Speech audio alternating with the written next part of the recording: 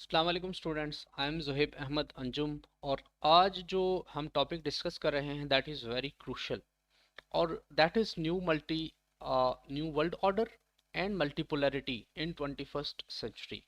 और इसमें हम स्पेशली बात करेंगे जो पावर्स यूएसए और नेटो पावर्स या G7 से हट के जो इमर्ज कर रही हैं उनकी, मिडल पावर्स इनको कहा जा रहा है इस वक्त जैर्गन में। और मल्टीपोलैरिटी कैसे इंक्रीज हो रही है, ब्रिक्स की एक्सपेंशन हो रही है, इंटरनेशनल पॉलिटिकल इकोनॉमी को रिवायर किया जा रहा है, and how rebalancing is being done in middle east. ये हम जो कुछ बातें डिस्कस करेंगे। और ये हमारे जो है ना आज के जो जो डिस्कशन है, इसकी जो आउटलाइन है मेनली वो यही होगी। इसमें इससे पहले कि मैं आगे बढ़ूं, सबसे पहले आपके साथ क्वेश्चन जो है वो डिस्कस करूं। आपसे क्वेश्चन ये पूछ सकता है कि what can be the possible contours of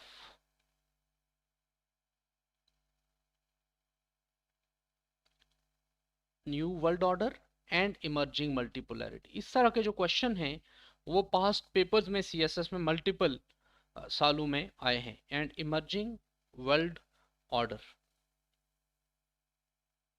या इसको वो लिंक कर सकता है कि how do you think the expansion of BRICS, या एक्सपेंशन ऑफ एससीओ, या एक्सपेंशन ऑफ G7, ये सारे के सारे जो है ना, या एक्सपेंशन ऑफ G20, इनमें से कोई भी ऐड करके या एक या दो ऐड करके वो आपसे पूछ सकता है कि how do you think this is reshaping new world order, and how is this contributing towards, how is this transforming the concept of polarity या multipolarity या bipolarity in 21st century, या how is it reshaping global political order या global economic order या world order। या आपसे इस तरह की कोई बात कर सकता है कि how do you think how do you see the rise of new powers, rise of new economies, and how is it affecting global order, या how is it affecting global system। इस तरह से कुछ अंदाज में जो है वो क्वेश्चन पूछ सकता है आपसे। सबसे पहले जो है वो आज हम डिस्कस करेंगे राइज ऑफ मिडिल पावर्स। याद रखें जो नया वर्ल्ड ऑर्डर है ना, उसमें तीन चार उसके मेन प्रिंसिपल्स हैं या मेन कंपोनेंट्स हैं। एक तो ये है कि पहले यूनिपोलर वर्ल्ड था, कोल्ड वार के एंड के बाद यूएस से यूनिपोलर पावर था।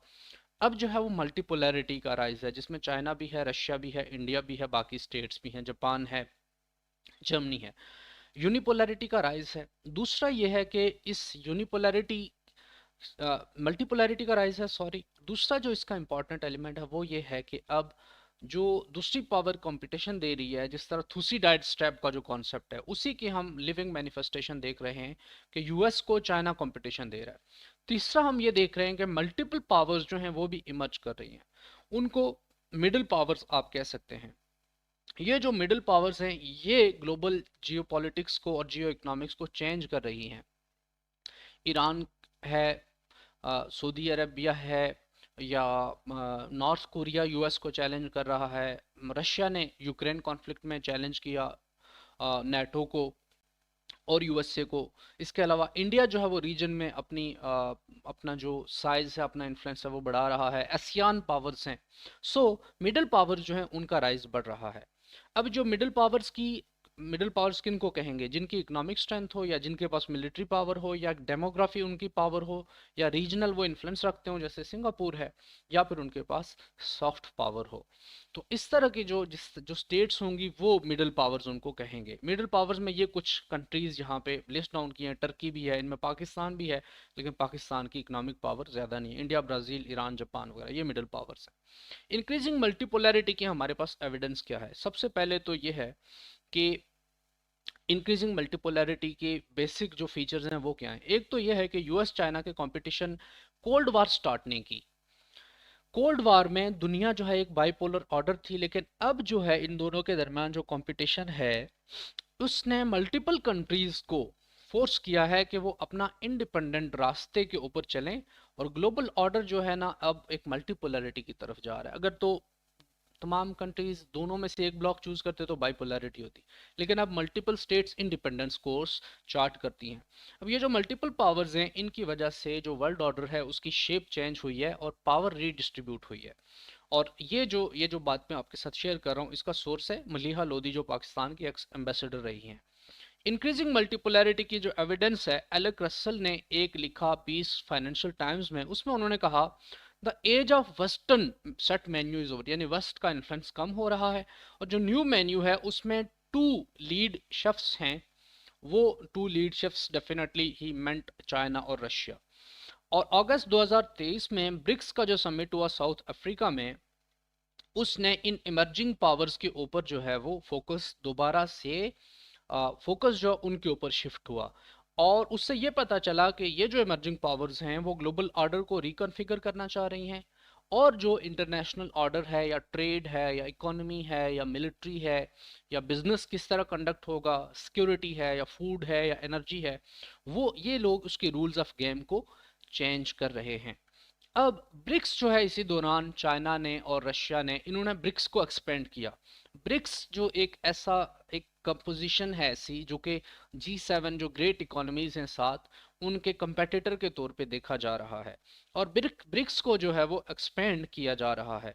चाइना जो है वो ब्रिक्स के एक्सपेंशन के लिए काम कर रहा है, और इसमें न्यू स्टेट्स जो हैं वो ब्रिक्स के फ्रेमवर्क में ऐड किए गए, जिसमें सऊदी अरबिया है, ईरान है, Ethiopia, Argentina, Egypt and UAE है, जो कि मैंने ब्रिक्स के एक्सपेंशन के लेक्चर में हम डिटेल में कवर करेंगे। ब्रिक्स जो है वो G7 के काउंटर बैलेंस के तौर पे इमर्ज कर रहा है, यानी दुनिया में जो दूसरा पोल इमर्ज कर रहा है एज अ होल, जिसमें कि मल्टीपल पावर्स है, सो मल्टीपोलैरिटी, उसमें ब्रिक्स की एक्सपेंशन हो रही है।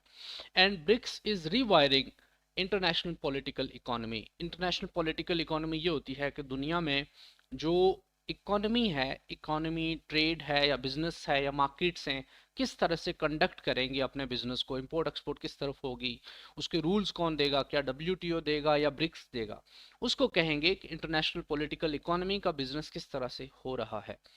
अल्दो जो जो मैं ये डेफिनेशन दे रहा हूँ ये बहुत ही ओवर सिंप्लीफाइड डेफिनेशन है, बट स्टिल इससे आप एक जनरल कॉन्सेप्ट ले सकते हैं। ब्रिक्स जो है, इसके अलावा ये जो इकोनॉमीज हैं मिडिल पावर्स, वो इंटरनेशनल इकोनॉमिक और फाइनेंशियल सिस्टम में रिफॉर्म की बात करती है। मिसाल के तौर पे चाइना कहता है कि आप डॉलर से हटें, डी डॉलराइजेशन की तरफ जाएं।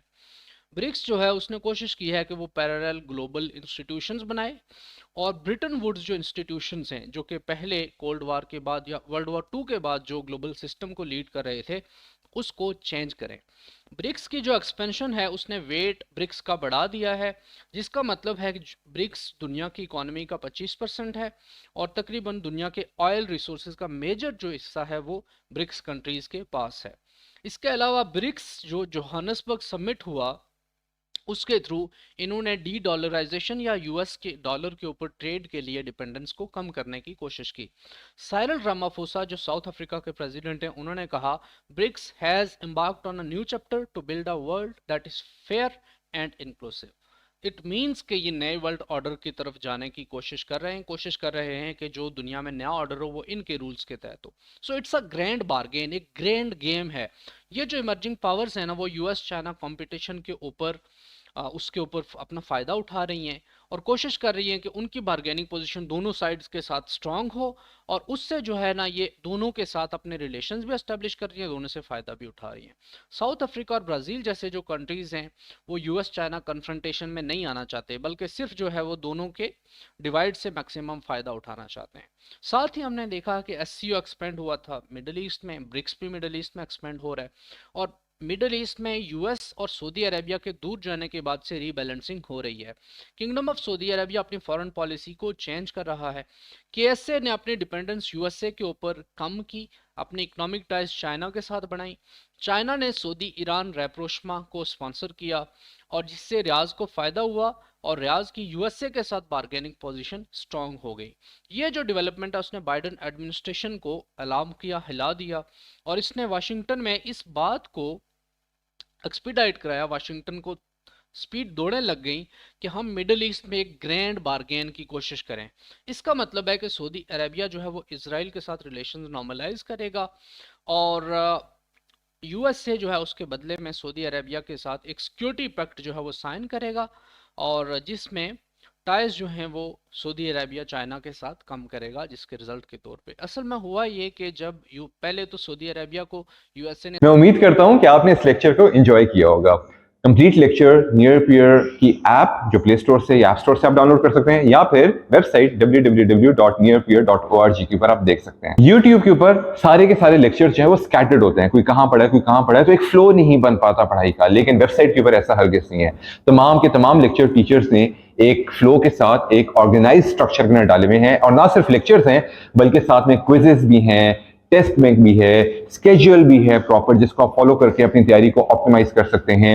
एआई बॉट है जिससे आप कोई भी सवाल करें तो 30 सेकंड के अंदर अंदर आपको जवाब मिल जाता है। 24/7 टीचर का एक्सेस है, लाइव सेशंस का पूरा स्केड्यूल है, तमाम वो चीजें जो आपकी तैयारी को पक्की बनाने में आपकी हेल्प कर सकता है। अगर आपका कोई भी सवाल, कोई भी क्वेरी, कोई भी कंफ्यूजन है तो feel free to drop us a WhatsApp on the given number. हमारे काउंसलर्स हर वक्त इंतजार में बैठे होते हैं कि वो किस तरह से आपकी बेहतरीन तरीके से मदद कर सकते हैं। All the best.